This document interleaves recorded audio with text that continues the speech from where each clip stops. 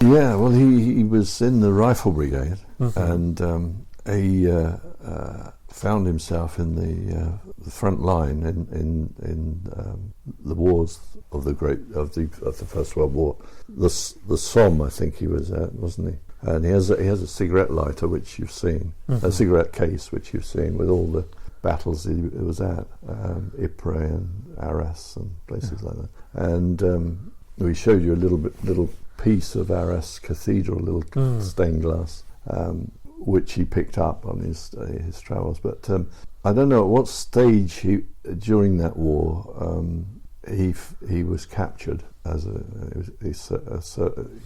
was towards the end of the war, I think he was caught.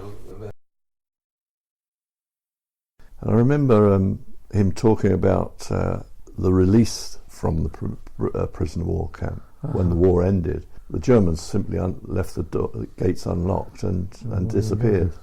And they were left to try and find their own way. And he said that most took the direct route to Calais, to Dover Calais. But he caught a vehicle and went up to Scandinavia, took a crossing, North Sea crossing, to get back to Britain. Yeah, so he took a long way, but he got back quicker than others as a result. Towards the end of his life, he had to have assistance at home, home help, and she was washing his feet and found a wound in his heel, a bullet wound, and she asked him about it. He explained that it was a bullet wound. She said, "You must have been running away." He laughed, and my mother said he died at that moment, but I rather think that that's a bit of an embellishment. My mother used to exaggerate a little bit. I think the first document I found that was about his capture was a letter from the commanding officer in the field, 14th of the 5th, 1918. And it reads, "Dear Mrs. Freer," is written to Frank's wife, Mrs. Freer. Ivy was her Christian name. "I received your letter asking for news of your husband, but I'm sorry to say I cannot let you know definitely what's happened to him. I have to tell you that most probably he is a prisoner of war, as we have had news that the doctor is safe and a prisoner. He was with the doctor at the time, so it looks very promising. I'm so sorry I cannot let you know anything further, as I know what an anxious time it must be for you, and I trust by now you have received some official information." Signed A.W. Curtis, and P.S. I should be very pleased if you would let me know if you have heard. So that was the first indication that he was in a prisoner of war camp. And there's a couple of other little cuttings you got there. So what we got there? Well, one records the death of the younger brother, Private A.E. Freer, killed is the title, and it says, "With great regret we have to record the death of another Weybridge soldier who has made the supreme sacrifice for king and country. We refer to Private Arthur Edgar Freer of the Middlesex Regiment, attached to the Lewis Gun Section, and the youngest son of Mr. and Mrs. Freer of Gascoigne Road. The sad intimation of the young fellow's death was received by the parents last Sunday, and took the form of a letter dispatched from the officer commanding the battalion. The following is an extract. I'm writing to express my deep sympathy with you in the loss of your son. He was in my platoon in the Lewis Gun Section. He was a good soldier and always very cheerful. I'm so sorry to have lost him. I'm glad to be able to tell you that he was killed instantly and suffered no pain.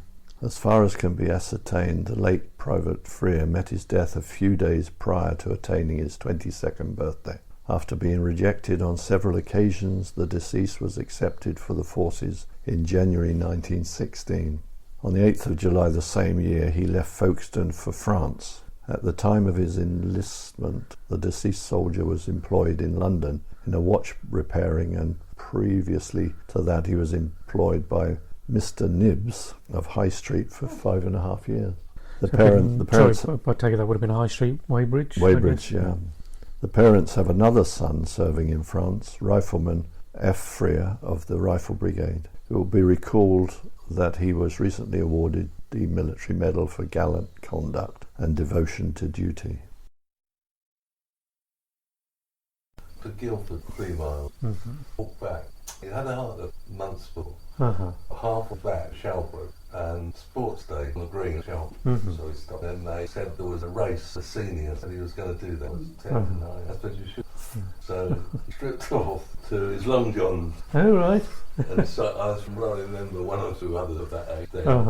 And he won the race sprint. Though he'd had hardly won got dressed and we carried on walking back home. Yeah.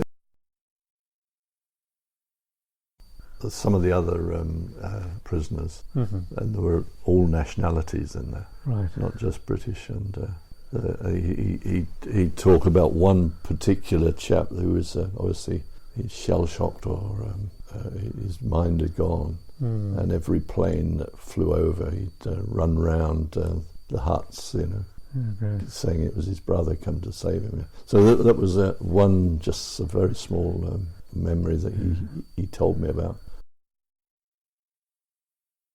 What about their working lives or careers? Anything there at all? That I don't know. What there was Ted involved with British Airways, wasn't it? British Aerospace. Yeah, he worked in Concorde. Yes, he did. Yeah. My father was worked for an electricity supplier, wasn't it? Sun Electric at Guildford. But he'd He was a jeweller. Yeah, jewellery. Yes, because there was talk, wasn't it, of Edwin, wasn't it? was it early on being a watchmaker, being employed with a watchmaker, wasn't Yes. there? This is an interesting profession to be in. Yeah. I would have thought quite a respected profession, I would imagine. His last work was with the Sun Electrical Company, and he actually, I don't know whether he interviewed or recruited Les Dawson. Really? He certainly knew him through work. Oh, right, And Les Dawson was, before he was famous, but he was a very funny man. I remember my father talking about him as a amusing man. So and that's when he was he went on troubleshooting, I think, to the branch in Manchester. That's where he met Les Dawson. I spoke earlier about the train line that was close to their house, and there was an air strike on a train at the top of their road. Right. And we've got a newspaper cutting which I can show you that records the details of that. The Bramley Laundry was in the same road, wasn't it? And they used all the sheets and the linen that they could find to help the injured. There were 6 people killed. Yeah, but there was a